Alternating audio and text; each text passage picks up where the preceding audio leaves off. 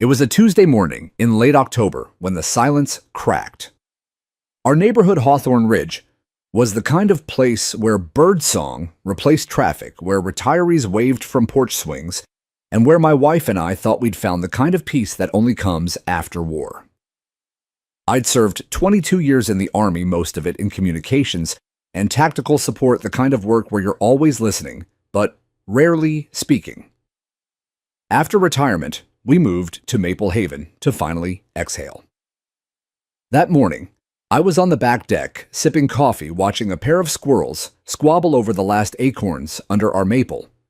The leaves had turned amber and deep red, and the crisp air had that thin sharpness that comes just before the first frost.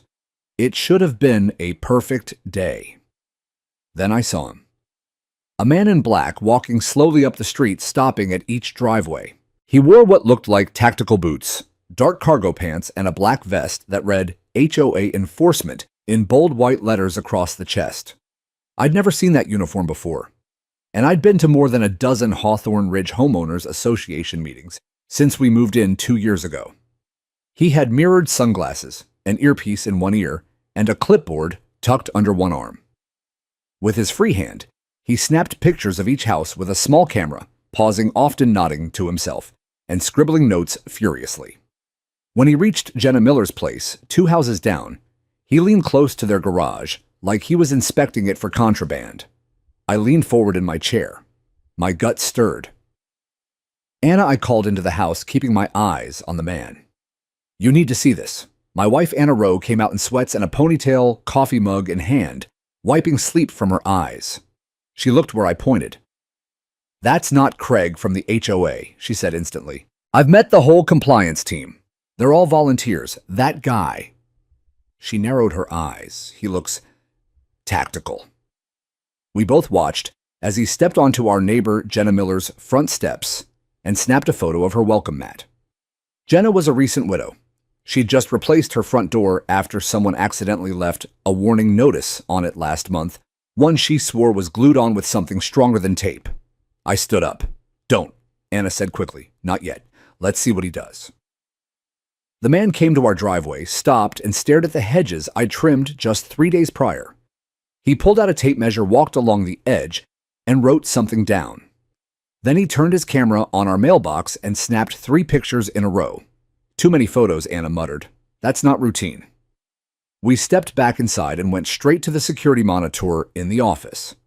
Our exterior cameras had been upgraded last summer, motion sensors, directional mics, night vision. My paranoia from my Army days had become a hobby in retirement, much to Anna's amusement. But today, it felt like a gift. We rolled back the footage to watch the man's full walkthrough of the neighborhood. He had started 2 blocks over, and what we saw chilled me. He wasn't just taking photos, he was scanning. He looked inside open garage doors, crouched near bushes, even peeked through side gates. At one point, he bent to examine a storm drain, shining a small flashlight into it, like he was searching for hidden wiring. The worst part, most neighbors were already gone for work, leaving no one to question him. "Okay," I said. "This isn't just some overzealous HOA member." Anna crossed her arms. "That vest looks custom, and that badge not standard issue. You think it's fake?" She didn't answer. Instead, she opened her laptop and logged into the Hawthorne Ridge Homeowners Association's online directory. No new hires, no updated enforcement policies, no official patrols scheduled for this week. She made a call to Craig Thompson, the actual HOA president. "No," he said. "We don't have anyone out there today. Who are you talking about?" She hung up and looked at me. "He doesn't know him. This guy is rogue." I felt my fists clench. My training had taught me to spot inconsistencies, to measure threat levels by posture, clothing, and intention. This guy wasn't just playing dress-up. He was methodical. He was gathering intel. Anna leaned in. "He knows what he's doing. That tape measure, he's building a case, for what I don't know. But he's not alone. No one does recon this wide for petty violations." I nodded slowly, the wheels in my mind turning. Then something else happened. At 10:47 a.m., the man passed in front of our mailbox again and stopped. He looked directly into our porch camera, and he smiled. It wasn't a polite smile. It was tight, knowing, challenging. Anna didn't flinch. He knows he's on camera. I said what we were both thinking. He doesn't care. We downloaded the footage and backed it up twice, cloud and hard drive. I printed out screen captures of his face, his vest, the patch on his sleeve that mimicked local law enforcement design. Then I called my buddy Darren Brooks, who worked in the city's compliance office. This guy's acting like he's running a sting operation in a suburban cul-de-sac, I told him. Can you find out if the HOA registered any new enforcement units? Darren paused. They'd need to file with the city for any security extensions. Check it. Please, I'll get back to you by the end of the day. When I hung up, Anna was already compiling a file. She'd added notes with timestamp stills of the man's interactions with other properties and flagged items that violated local privacy codes. What are you doing? I asked. Treating it like a case, she replied. Just in case we need to escalate. I should have known then, should have realized she was shifting gears from wife to agent. I'd known she worked for the Bureau, but she rarely brought it home. What I didn't know, even after 2 decades together, was how high up she'd climbed. Not yet. That knowledge was still waiting on the other side of the barrel of a gun. For now, I just knew that something was coming. That morning, quiet and golden, just an hour earlier, had cracked wide open. And the man in black, the one with the fake badge and the mirrored sunglasses, had just drawn a target on our home. The man in the vest didn't return that afternoon, but I knew he would. After 2 decades in the Army, you develop an instinct for patterns, how surveillance teams test boundaries, how probes start small and harmless before escalating. What we'd seen that morning wasn't random curiosity. It was an intentional presence. Someone testing our neighborhood, measuring responses, recording details, preparing something bigger. I spent the evening reviewing footage again. Every step he took, every glance he made, I watched it like a battlefield reconnaissance tape. His posture was too clean. His pacing too deliberate. He didn't carry himself like a volunteer, or even like a beat cop. He walked like someone with tactical training, someone taught to control space, read angles, and anticipate risk. Anna agreed. That stance. It's textbook tactical readiness. Slight crouch, low-profile, dominant hand, always free. And his eyes, I added, never still. He's doing more than observing. We began cross-referencing imagery from our security feed with local law enforcement databases. Anna had access to more systems than I cared to ask about. I'd long ago stopped prying into the exact nature of her work. I knew it involved critical incident response, hostage negotiation, and dark operations overseas. But she'd kept the details compartmentalized, even in marriage. This time, though, she didn't hide. This isn't just HOA, she muttered, flipping between tabs. Something's wrong here. What do you mean? She clicked open a news article, one I'd missed entirely. It was about a small community in the county north of Euse Harbor Pines community. The community had made headlines after several members reported being harassed by what they thought were police officers. The twist, none of the agencies in the area had operatives on site. It turned out the officers were part of a private security group funded quietly by HOA board members, supposedly to maintain order. The article said the group had no license, no insurance, and 2 of its enforcers had prior convictions for impersonating law enforcement. That's less than 30 miles from here, Anna said. I leaned back. You think they're spreading? I think someone realized suburban fear is profitable. That night, I walked the perimeter of our property with a flashlight and sidearm tucked under my coat, not drawn just there. Our fence line was intact. The motion sensors hadn't triggered. The neighbors' homes were dark and quiet. But I didn't sleep. By morning, our mailbox had a notice stuck inside, no envelope, no signature, just a thick folded letter with HOA compliance violation stamped in red at the top. Violation unauthorized modifications to hedge line. Encroachment beyond acceptable perimeter. Removal required within 72 hours. It included a threat of the fine $1,000 per day and a photo. One that had been taken from our yard, not the street. He'd crossed the line. Literally. Anna's jaw tightened. That's criminal trespass. I looked at the seal on the top corner of the letter. It wasn't the standard Hawthorne Ridge Homeowners Association emblem. It looked official at first glance, but the Latin motto beneath the eagle was off. Instead of E pluribus unum, it read, Per ordinem vicinorum, a made-up phrase trying to sound Roman. Whoever's behind this, I said they're building their own system. Anna grabbed her phone and called Craig Thompson again, the HOA president. He answered groggily. It was just after 7 a.m. Craig, she said, calm but firm.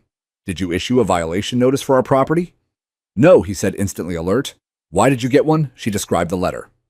He cursed softly. This is the third complaint I've gotten this week about these. They're not from us. I've contacted our HOA legal rep, but nothing's sticking. Do you know about anyone on the board hiring private enforcers? He hesitated. Not officially. But there's been pressure. From one of the new members, Jeff Layton. Ex-military said we needed better compliance control. He's been suggesting we start our own enforcement committee. I froze. Jeff Layton had moved into the neighborhood 6 months ago. I remembered him vaguely sharp-billed shaved head, a little too quick to bring up discipline at board meetings. He'd once challenged Anna's objection to a budget change, saying maybe let the men handle enforcement matters. She hadn't responded, just stared. But now she spoke.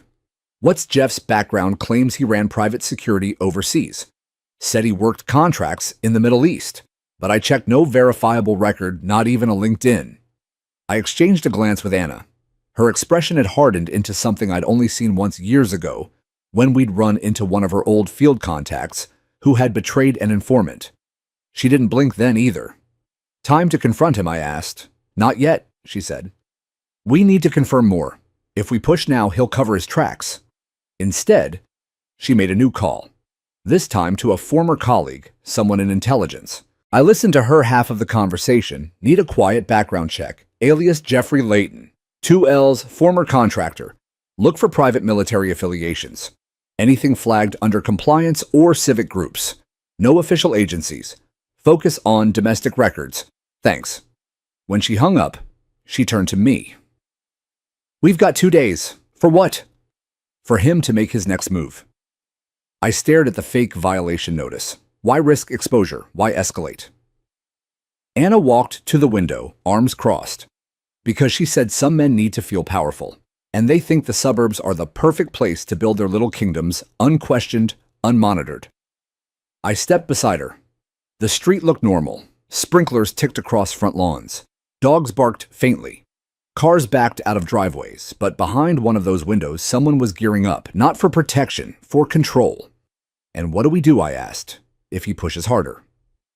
She didn't answer at first. Then she said, we let him. Just far enough to bury himself. The trap was forming. But what none of us knew yet, not me, not Anna, not Craig, was how far Jeff Layton was willing to go. Or that he'd show up again, armed. And this time, he wouldn't smile for the camera. 2 days passed and the silence only made the air heavier. In most neighborhoods, peace is just peace. But in mine, after what we'd seen, that silence felt strategic, like a recon unit gone dark before something drops.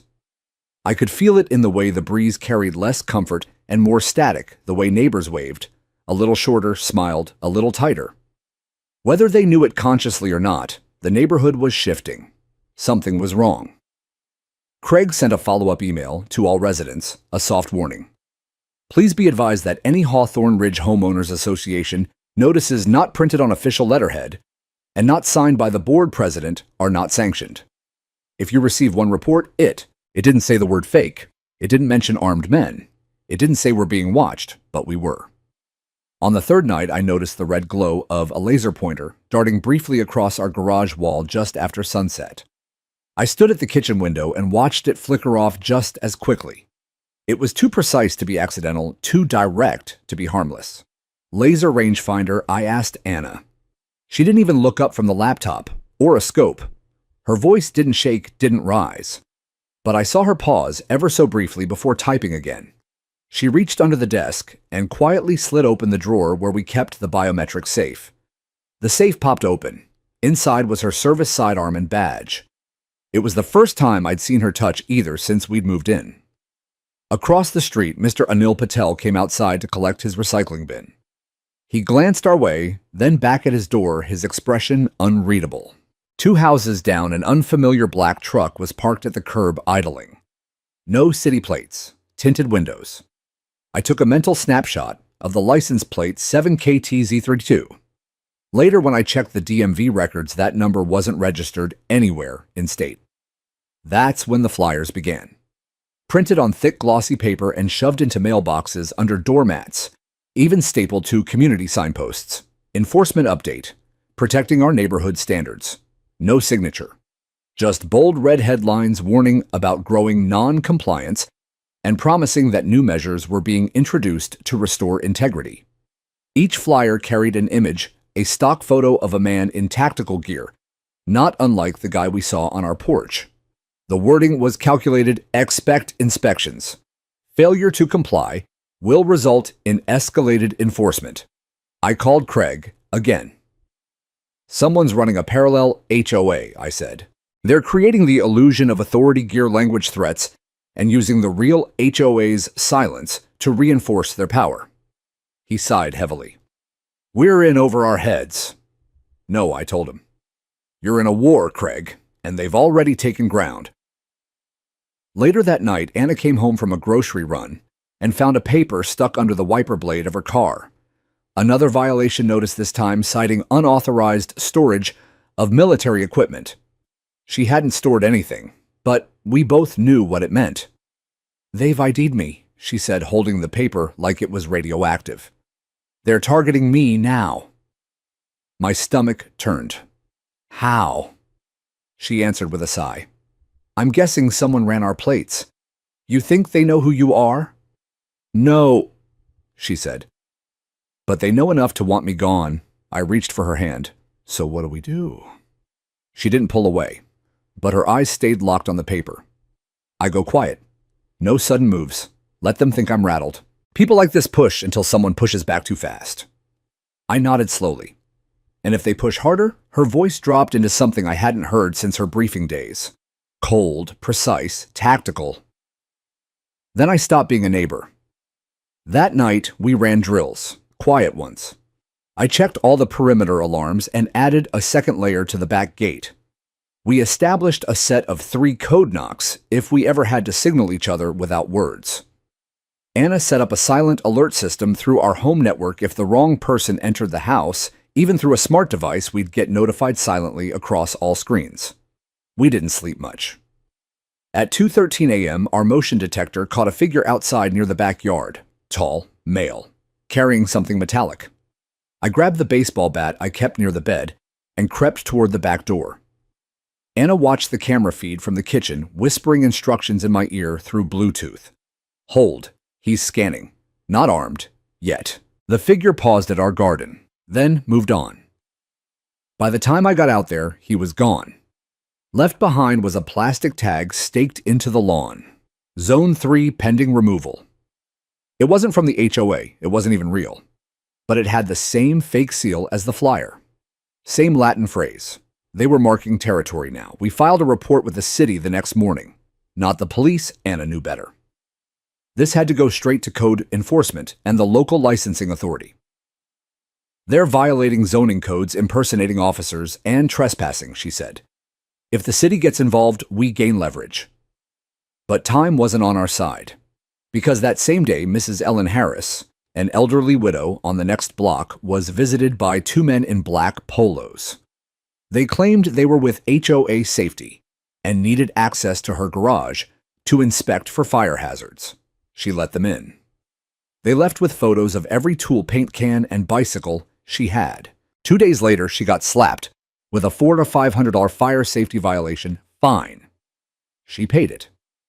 When Anna heard that, her fists clenched. They're targeting the vulnerable. First scare tactics, now extortion.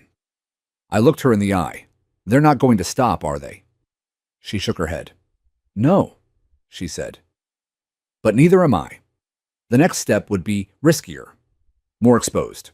We needed to bring the truth out into daylight. But before that could happen, before we could warn the others or confront the man behind the curtain, they came for us directly. And this time, it wasn't flyers or fake tags. This time, they brought a gun.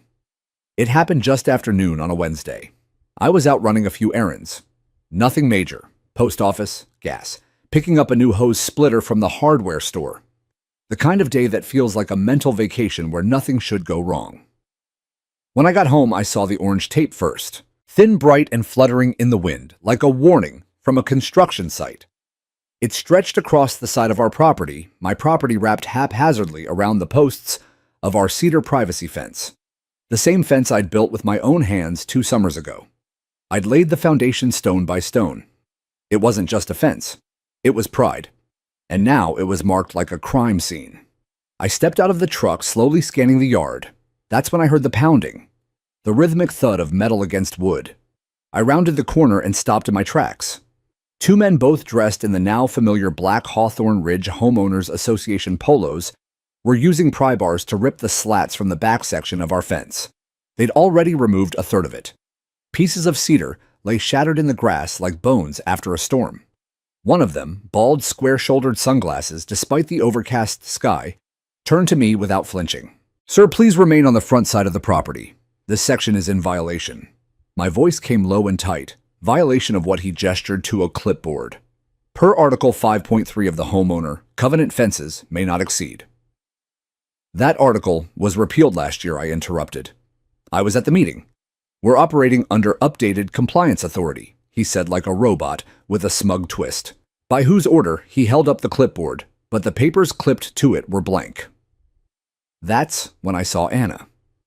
She stepped out from the kitchen door with measured calm, her phone raised, recording. "Cease activity. Immediately," she said. The bald man squinted. "Ma'am, you don't have jurisdiction here." "Oh, but I do," she replied evenly. "This is private property. You are trespassing. You have no legal authority to remove structures without a city order." He straightened, trying to puff himself up. "We are with the HOA Enforcement Unit. There's no such entity registered with the Secretary of State," she snapped. "Nor is there any city contract authorizing code enforcement to third parties in this jurisdiction." The second man hesitated. The pry bar slipped in his grip. I stepped between them. "Drop the tools." The bald man's jaw worked side to side like he was chewing through a choice. "We're just doing our job." "No, you're breaking the law." I glanced over his shoulder and saw something that made my pulse spike. The truck. Same black pickup from 3 nights ago. Same tinted windows. Same untraceable license plate. Parked a few doors down, engine idling like a getaway vehicle, waiting for orders. Anna's voice lowered, quiet, but steel-edged. "You leave now or I call in City Code Enforcement, Sheriff's Department, and federal compliance." He stared at her for a moment, then shifted his eyes to me. "You're escalating things that don't need to be escalated." "No," I said. "You are." The second man backed away first, dropped the pry bar in the grass with a soft thud. The bald one held his ground a second longer, then jerked his chin toward the truck. Without another word, they walked off. I watched them pile into the cab and drive off like nothing had happened, like they hadn't just violated private property in broad daylight. We stood there in silence. The fence looked wounded, 4 posts gone, 2 shattered. My garden tools exposed to the open lot behind us. Our privacy stripped. Anna stopped recording. "You got it?" I asked. "Every second." Later that evening, we compiled the footage and images into a formal complaint. We filed it with the city. We forwarded it to the Hawthorne Ridge Homeowners Association Board. We sent a copy to Craig Thompson personally with a subject line that read, "Impersonation of authority. Documented incident." His reply came an hour later. "This is beyond what we can manage internally. I'm contacting legal counsel and the city administrator." It was the first real move we'd seen from the official HOA leadership. Too little, too late, because the next day, someone left a box on our porch. It looked like a care package, brown cardboard, carefully taped. No return address. Inside was a stack of fake violation notices. Dozens. All marked with Anna's name. Most were absurd, hostile landscaping, overt surveillance, apparatus, unauthorized tactical presence. At the bottom of the stack was a photo. Not of our house, of Anna, in uniform, in a training yard, holding a rifle. It wasn't a public image. It had been taken from within the Bureau's internal system years ago. My heart stopped. I looked at her. How? She didn't answer. Instead, she picked up the photo, stared at it, and whispered, "They want me rattled. I wanted to grab every fake enforcer in the neighborhood and pin them to the fence they broke." But Anna just smiled, cold and quiet. They just made their first fatal error. She began pulling every contact she had, federal, state, city. Not for retaliation, but for protection. Because now this wasn't just a rogue operation. It was a breach, and the people behind it had crossed the line from intimidation into active threat. From here on, everything would escalate. And they had no idea who they had just poked. By Friday morning, the house felt different. The air inside wasn't warm or lived in anymore. It was charged like static before a lightning strike. Every creak of the floor, every distant dog bark made my hand inch closer to the counter where I'd laid my keys phone, and the Glock. Anna had barely slept. But she didn't look tired. She looked resolved. She spent the early hours assembling a file, meticulously labeled evidence folders, photographs, timestamps, printed emails, scanned violation notices, even screenshots of the HOA website that had changed overnight to include a Compliance and Enforcement Division page. That page didn't exist last week. "I scraped the site archives," she said. "The page was added 2 nights ago, backdated to March. Whoever's doing this is manipulating records to look legitimate." "But they're not," I said. "That's got to be illegal." She nodded. "City records take precedence. I'm submitting the whole package to municipal enforcement today." "But that's not the only play." "What else?" She looked up from the desk. "I want to know who's giving these guys their orders." By noon, Craig called again. His voice was shaky. "They've gone to my house," he said. "Told me to step aside, that they're enforcing what they call Tier 2 compliance. Said the board doesn't matter anymore." "Did they threaten you?" "They didn't have to," he replied. "One of them had a holster." Anna was already dialing. "You need to document everything and stop meeting them alone." "What do I do?" "Get out of your house," she said. "Go somewhere public, somewhere with cameras, and wait for my follow-up. This is no longer HOA business, it's criminal." We hung up and turned to our security monitor. The black truck was back, this time parked across the street, idling. One man inside, another leaning against the tailgate, arms folded, watching our home like it was a suspect. I stepped outside with a calm I didn't feel. "Something I can help you with," I called out. The one leaning on the truck looked over lazily. "Just observing, sir, making sure your home's still up to code." My fists tightened. "You have no authority here." He shrugged. "We have authority from the community." "Which part of the community elected armed strangers to rip down fences and stalk people?" He smiled. "Sometimes the right thing doesn't wait for permission." Before I could speak again, Anna stepped outside behind me. She wore a black jacket, no logos, no badge on display. But her presence was unmistakable. Calm, controlled, deadly. Her voice didn't rise above conversation level. "You've been warned twice to leave this property." The man by the truck chuckled. "Ma'am, we're just here to..." Anna lifted her phone. "I've already notified Federal Protective Services of your presence. This vehicle plate number and timestamp are recorded and under review. If you do not vacate immediately, you will be considered a threat to a federal agent and treated accordingly." That silenced him. But just for a beat. He didn't move, but something in his posture shifted. A twitch of tension across the jaw. His hand brushed against his belt, where I now saw, yes, a holstered pistol under his jacket. "Are you threatening me?" he asked. Anna didn't blink. "I don't need to threaten you. I'm reminding you of the law." He stared at her, and that's when it happened. Without warning, he unbuttoned the holster and gripped the pistol handle. He didn't draw, not fully, but the message was clear. And that was his second mistake. Anna's stance didn't change. She didn't reach for a weapon. She didn't raise her voice. But the energy around her shifted. The invisible line between neighbor and predator had just been crossed. Very quietly she spoke, "You are currently posturing with a concealed weapon. You are on private property. You are not law enforcement. If you unholster that firearm, I will interpret it as an imminent threat. His hand froze. She took one slow step forward. And I promise you, before your weapon clears your jacket, I will have you face down on the ground, disarmed, and under federal custody for impersonating an officer and threatening a government agent. His hand let go. He stepped back from the truck. The other man inside the vehicle muttered something. The engine revved. Within seconds, they were gone. Inside, I sat down hard at the kitchen table. My chest ached. My head spun. I thought you weren't going to reveal yourself yet, I said. Anna sat across from me, eyes still sharp. I didn't, she replied. Not officially.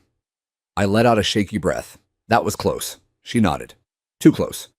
Should we leave? No, she said. We finished this. She pulled out her phone and typed a short message. I'm activating a formal alert, she said.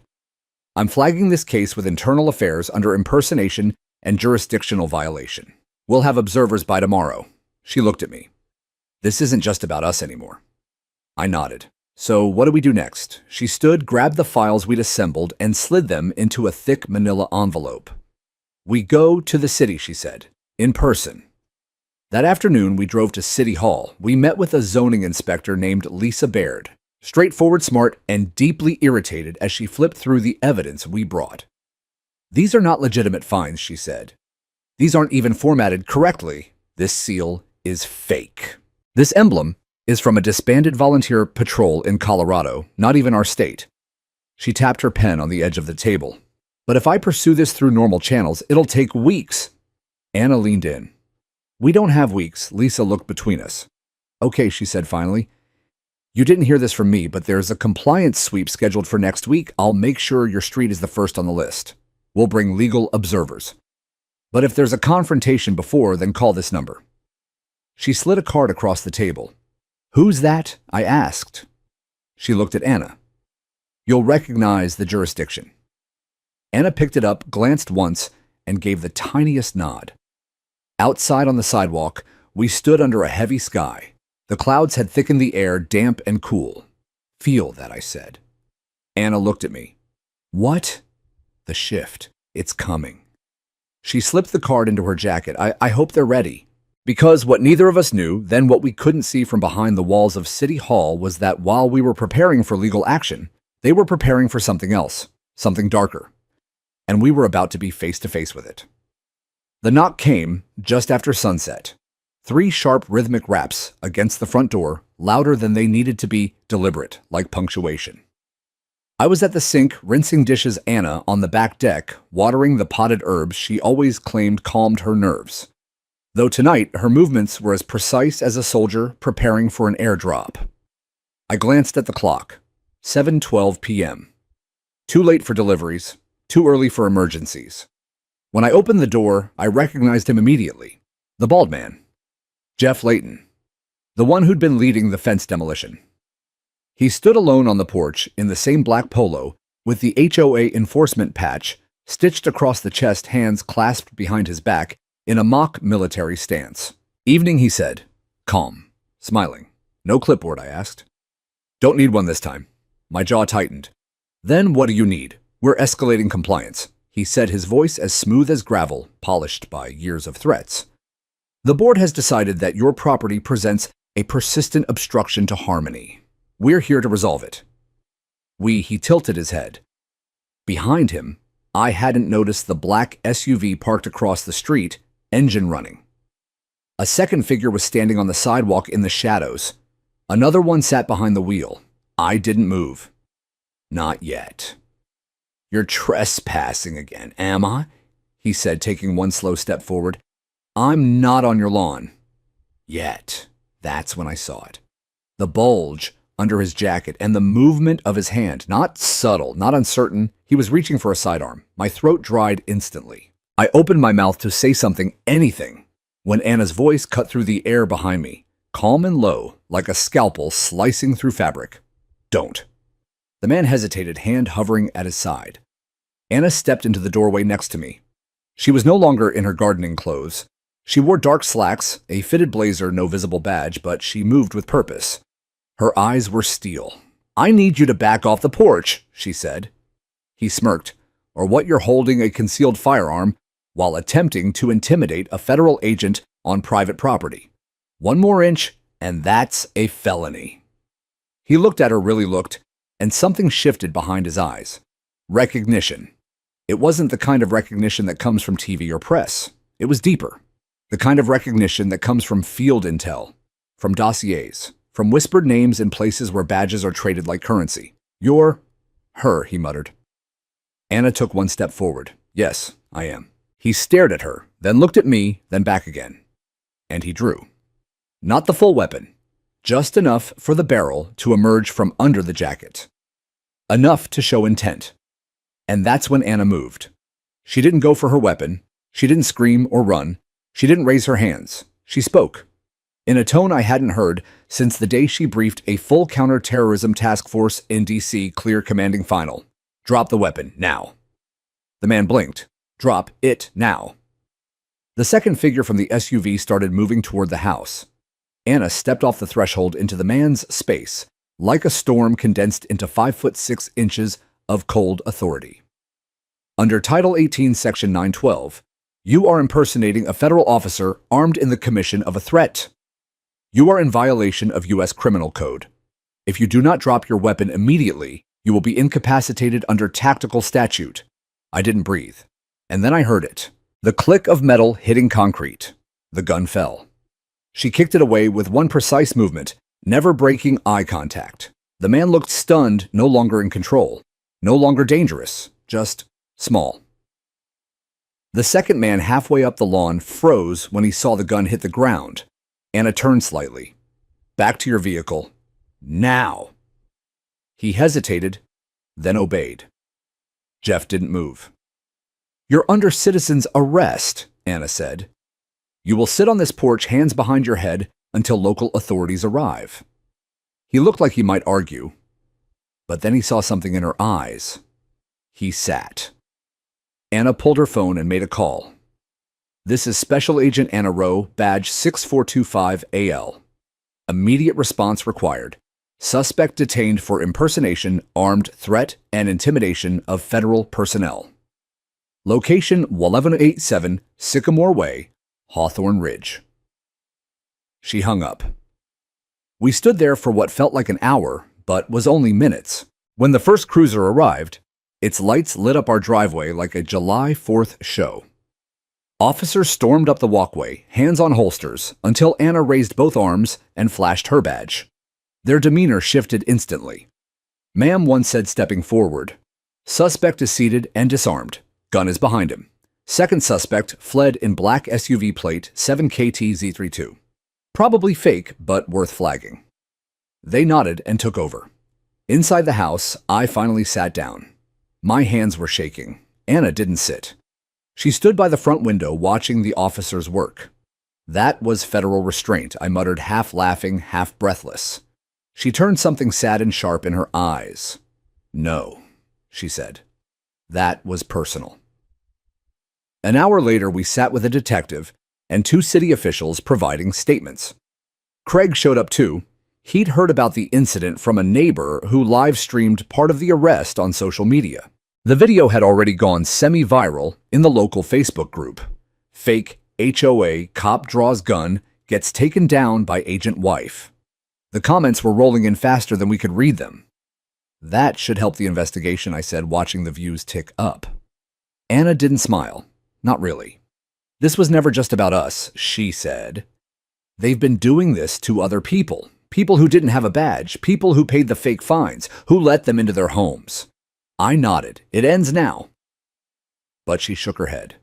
"No, that's the middle. The end comes when the one behind all this answers for what he's done." "Leighton," I said. She nodded. And just like that, the battle lines were officially drawn. The morning after the arrest, the neighborhood felt like it had just taken a deep breath for the first time in months. But beneath the surface, tension rippled like pressure under a frozen lake. Craig told us the board was in chaos. Some members wanted to resign outright. Others denied any knowledge of the fake enforcement group. One, however, wasn't panicked at all. Jeff Leighton. When Craig approached him to discuss the incident, Jeff reportedly shrugged and said, "Sometimes you need to let the dogs off the leash to remind people who's in charge." And just like that, we had our confirmation. Anna sat at the kitchen table that morning, staring at the photograph we'd recovered from the package left on our porch, the one of her in tactical gear, the one that should not have existed outside Bureau systems. "This wasn't just harassment," she murmured. "This was targeting, premeditated." That photo came from a secured archive, not open source. He had help or access. I watched her profile shift from contemplative to resolute. "We need to draw him out," she said. "You mean bait him?" I asked. "No," she said. "We make it legal. We expose the entire framework he's built. The shadow organization pretending to be HOA compliance. And we do it with every agency I can get to listen." She picked up her phone and opened a group chat labeled FTAC Ops Legacy. I'd never seen her use it before. She typed a short message. "Need federal eyes on a domestic impersonation operation tied to HOA corruption. Evidence solid. Threat credible. Names to follow. Requesting limited support. Quiet escalation." Within 5 minutes, 5 replies came back. "On it. Standing by." I stared. "These are Bureau." She nodded. "Former. Some current." They trust me, and they did. Because within an hour, we had more eyes on the case than the city did. Anna didn't waste time. She laid out the timeline, the photos, the violation notices, the video of the gun being drawn. She attached the false HOA documents, the illegally created compliance page, and even the background checks we'd quietly run on Jeff Layton. His name was tied to a defunct private military contractor out of Arizona, one with sealed financial records and former executives currently under IRS investigation. Anna scrolled through the file's expression hardening with every click. "He's not just a bully," she said. "He's testing tactics for something bigger. This HOA is his sandbox." Later that day, Lisa Baird, the zoning inspector who'd helped us earlier, called back. "I pulled the HOA's city authorization documents," she said. "And surprise, there's an amendment in there that wasn't submitted through the usual channels." "What kind of amendment?" Anna asked. "One that creates a new subcommittee called the Security Review Board, signed by Jeff Layton." My jaw tightened. He created a fake department, gave it a real name, and now he's using it to legitimize force. Lisa confirmed it. "It's not legally valid, but it looks real, and that's all he needs to bully people." "We need to go public," Anna said. Lisa paused. "You sure that's a wildfire?" Anna nodded. "That's exactly what it needs to be." We uploaded our story to the Hawthorne Ridge Homeowners Association's community forum, the one no one had used seriously in years. Title: "The Truth About Your HOA Enforcement, A Federal Perspective." We attached the body cam footage from the night Jeff drew his gun. We embedded Craig's signed affidavit. We shared screen grabs of Layton's forged committee creation. And Anna, under her full name and credentials, wrote a brief statement. "My name is Anna Rowe. I am a federal agent with over 20 years of tactical and field experience. I moved to this community for peace, not to police it. But after witnessing a dangerous campaign of intimidation, impersonation, and unauthorized force under the guise of HOA enforcement, I could not stay silent. The men operating under Jeff Layton's influence have violated multiple laws. Some are now in custody. This is not how communities should be run." Within 2 hours, the post had over 200 comments. By evening, it had been shared to the neighborhood's private Facebook group and 2 local news outlets. By nightfall, the mayor's office issued a statement. "We are aware of alleged criminal activities occurring under the pretense of HOA enforcement. We take these accusations seriously and are cooperating with federal and local law enforcement." But it didn't stop Jeff. 2 days later, a certified letter arrived. Anna opened it, read it once, and handed it to me. It was signed by Jeff Layton himself, using the title Chief Compliance Director, Hawthorne Ridge Security Review Board. It was typed on faux letterhead, complete with an embossed emblem. He was demanding an in-person meeting to de-escalate misunderstandings. Anna looked at me. "He wants to know how much we have. Are we going?" She smiled. "We're inviting him here. We set the stage carefully. Camera systems on Mike's Live. I parked the truck 2 houses down to open the driveway. Lisa Baird and 2 off-duty deputies sat inside with headsets. Anna wore a simple navy blue blazer and jeans, her sidearm tucked under her shirt, not visible, but accessible. Jeff arrived at 3:00 sharp, alone. He wore a suit this time, trimmed beard, no tactical boots, but the swagger was there. He entered our living room like he owned the deed. Anna sat. So did I. He didn't. "Quite the storm you've stirred up," he said, scanning the room. "People are scared, confused. They think the HOA's turned on them." Anna didn't move. "That's because it has." He smirked. "Is that your professional opinion?" "It's my legal one," she said, "and I have a very long list of statutes that say so." He turned to me. "And what about you? You okay with your wife turning this place into a war zone?" I stood up slowly. "The only war zone here is the one you created." He chuckled. "You're clever, both of you. But you're not the only ones with files. I've read yours, Anna. Impressive stuff, some of it classified." Anna tilted her head. "So you've admitted to illegally accessing government databases?" He blinked. She leaned forward. "This conversation is being recorded. And so far, you've admitted to impersonating law enforcement, filing forged documents, threatening city officials, and now unauthorized access of federal records." His smile cracked. "You think anyone's going to do anything about this? I built this HOA's power from the ground up." Anna stood. "No, you built a castle out of paper, and it's on fire." The knock on the door came then, 3 times. Not like a threat this time, but a signal. Anna opened the door to reveal 2 plainclothes federal agents. Mr. Layton once said, "We need to speak with you outside." Jeff didn't say another word. He left. And this time, there was no smug grin, just the quiet shuffle of a man who had finally run out of control. Jeff Layton was taken into custody that afternoon under suspicion of multiple federal and state-level offenses, including impersonation of law enforcement fraud, illegal data access, and conspiracy to intimidate residents through a falsified HOA security network. But no sirens blared, no cuffs clicked in public. The arrest was clean, quiet, and surgical. That was Anna's style and the Bureau's. I watched from the front window as he was guided to an unmarked black SUV by the agents. His face pale, no longer smug, just hollow. He didn't fight. Didn't even glance back at the house, as if even he understood the game was over. Anna closed the door behind the agents and exhaled deeply for the first time in days. "It's done," I said. But she shook her head. Not yet. And she was right. Because what Jeff Layton had built didn't disappear just because he was gone. His influence ran deeper than we knew. And like a weed, it had grown roots into the very framework of our neighborhood. The very next HOA meeting was standing room only. People came in nervously at first, as if they weren't sure whether it was safe to speak. But as Craig opened the floor, something remarkable happened. Neighbors began to talk.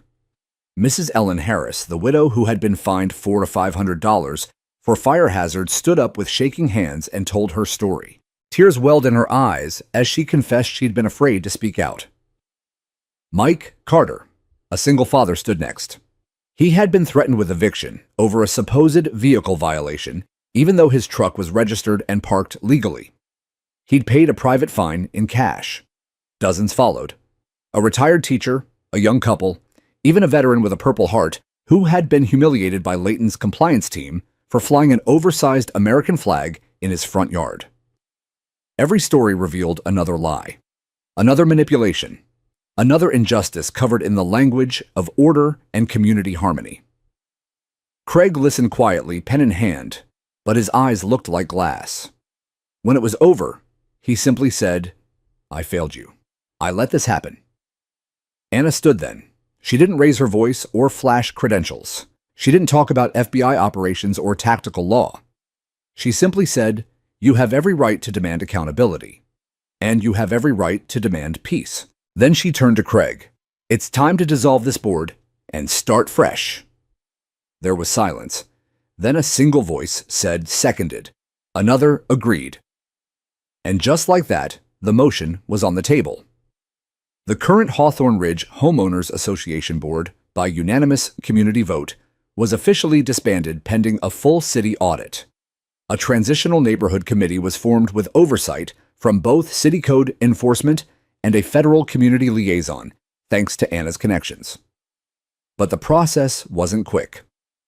For the next month, we watched our community undergo something close to surgery. Fake notices were recovered and destroyed. Illegally collected fines were refunded through a restitution fund the city helped arrange. The Faux Security Review Board was not only invalidated, it became the subject of an investigative documentary picked up by a regional network. Our home became a kind of quiet center for support. Neighbors dropped by with questions, with cookies, with stories, sometimes with tears. I began to realize just how many people had been holding their breath, and how many were finally ready to exhale. One afternoon, I walked out back to survey the damage done to the fence. The missing sections still hadn't been replaced. I'd been putting it off. Some part of me felt like it needed to stay broken as a reminder. Anna joined me. Thinking of rebuilding it, she asked. I nodded. Yeah, but maybe lower this time. Let more light through, she smiled. I like that. We stood in silence for a while, the golden sun filtering through the leaves, the neighborhood unusually quiet, but not in the way it used to be. Not watchful, just peaceful. Then came the hearing. Jeff Layton in a courtroom facing a long list of charges. I attended, sat in the gallery. Anna chose not to go. She said her part was done. I watched as evidence was read, witness accounts delivered, and video footage played, including the clip where he drew his gun on our front porch. His lawyer argued mental instability, pressure from previous private security contracts, financial desperation. None of it mattered. He pled guilty to multiple counts, including impersonation and fraud. He was sentenced to serve time in a state facility and barred from holding any position in housing associations for life. There was no celebration, no cheering, just quiet relief. Later that week, Anna and I took a walk around the neighborhood. The leaves had turned again gold and red and rustling like silk in the breeze. Kids played on scooters. Mrs. Ellen Harris's porch had a new flower box gifted by neighbors. Mike Carter, the single dad, waved from his driveway. We passed by the old community center, the place where HOA meetings had once been held behind closed doors. Now its doors were open, and inside families were helping repaint the walls. A small chalkboard out front read, "Welcome to the new Hawthorne Ridge." I stopped walking, my hand finding Anna's. "This feel like closure to you?" I asked. She looked at me. "No," she said. "It feels like healing." That night we sat out back under the string lights Anna had insisted we hang on the deck. She leaned against me silent. Then she whispered, "You know, I never wanted to be the one who fixed things again. I just wanted a home." I kissed the top of her head. "You didn't fix it," I said. "You restored it." And somewhere beyond the fences and sidewalks, beyond the tangled mess of fake authority and real fear, peace finally took root. Not the fragile kind that breaks under pressure, but the kind that grows in the aftermath. Rooted in truth, watered by courage, and guarded not by fear, but by those brave enough to stand when standing matters most. The sun rose different that day, not in color or angle, but in weight. The neighborhood for the first time in weeks felt like it was waking up with something other than fear pressed into its chest. Kids waited for the school bus, without parents peering nervously from behind curtains. Joggers returned to their morning routes. Even the birds seemed louder. But for us, that morning wasn't a sigh of relief. It was a signal. Because the Bureau was coming, not for Layton. He was already behind bars. This time they were coming for what he'd built, the shell organization, the funds, the silent players who had propped him up. We knew Layton wasn't smart enough to do it all himself. Someone else had to be pulling the strings, and today the Bureau wanted to tug at them. Anna had spent the last week compiling a full intelligence brief, not a personal complaint or neighborhood incident report, but a federal-grade exposure of systemic abuse complete with money trails, false documentation, and online activity from shadowy servers masked behind HOA email addresses. "You think they'll find anyone else?" I asked her, as we watched agents arrive in pairs. She nodded. "They'll find enough." The first vehicles arrived just after 8:00 a.m. Nondescript SUVs with government plates, no sirens, no guns drawn. But inside were agents with clearances high enough to make small-town mayors nervous. We met them at the community center, now temporarily repurposed as an incident command hub. Lisa Baird was already there with her city team, eyes bloodshot but focused. She'd stayed up the night before preparing the zoning files. Anna briefed the lead agent, Agent Thomas Granger, whose demeanor was all government precise, polite, and utterly immovable. "Your file was reviewed last night," he told her. "We've already started matching signatures from Layton's documents to a known group of sovereign citizens operating in multiple counties." My stomach turned. "This wasn't just about one HOA," no, Granger said. "But this is the first one with an insider brave enough to expose it. That's why we're here." Operation Ripple officially began at 9:12 a.m. By noon, 5 other neighborhoods in surrounding counties had been visited by similar teams. And in Hawthorne Ridge, a quiet storm of accountability swept through. Agents visited the former HOA board members, most of whom had resigned. Not all were guilty. Some were simply duped. Others had looked away for too long. But a few were escorted out of their homes under sealed subpoenas. They weren't arrested, but they weren't innocent either. I watched from our porch as the network unraveled. Martha Evans, who had always been polite at HOA meetings and brought lemon bars to potlucks, was placed in a federal SUV after refusing to turn over her laptop. Another man previously in charge of HOA budgeting was found to have routed nearly $30,000 of compliance fees into a private account registered to a shell company. It was like watching rot crawl out from under freshly cut grass. "I thought this place was clean," I muttered. "It was on the surface," Anna said. "But that's how it works. They build structures around fear, wrap it in neighborhood pride, weaponize compliance." I stared across the street. "You ever seen something like this?" She didn't answer right away, then softly, "Not in the States." The most surreal moment came just after 3:00 p.m. when local press arrived. They'd gotten word from a public records request and wanted quotes. Craig was the first to speak, trembling but honest. "I was HOA president," he said, into a reporter's microphone. "And I failed my neighbors. I trusted the wrong people. I stayed silent. And that silence made me complicit." The reporter turned to Anna. "Ma'am, what made you step in?" Anna paused. "I didn't want to, but someone had to." The story hit the local evening news by 6:00.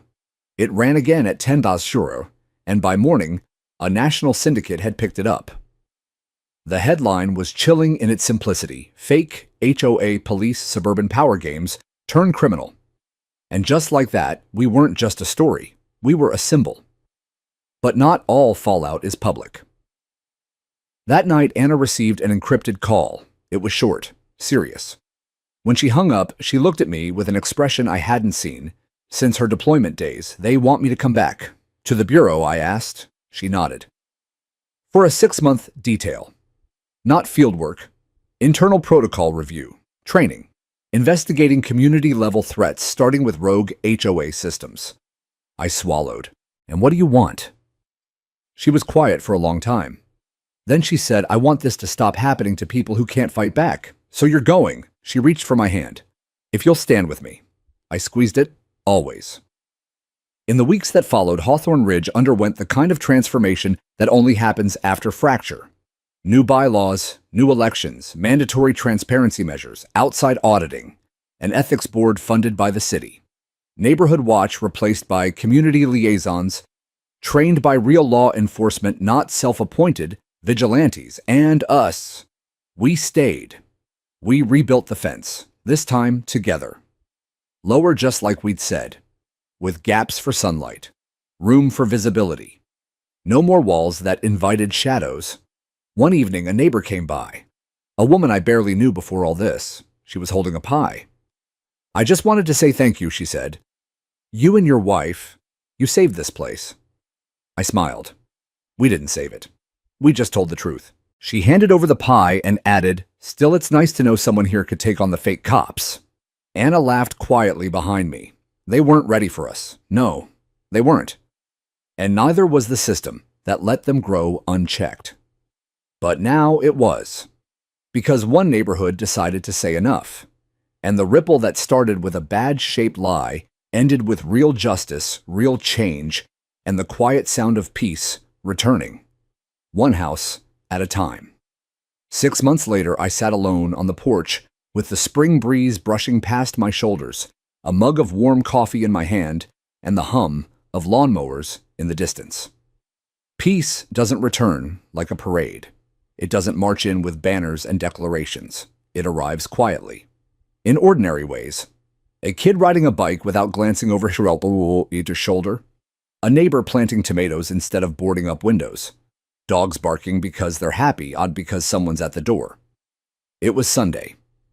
The mailman waved. A car drove past slowly but not suspiciously. My body had unlearned the reflex to tighten every time tires crunched the gravel. Anna was due back that afternoon. Her 6-month detail with the Bureau had turned into something unexpected. She wasn't just consulting on rogue HOA structures anymore. She was helping build a federal framework for preventing them. A national set of guidelines for neighborhood oversight, accountability, and protections for homeowners. They wanted her full-time. She declined. "This place needs me more," she told them, and so does he. I didn't argue. She'd spent enough time chasing shadows. Now she deserved light.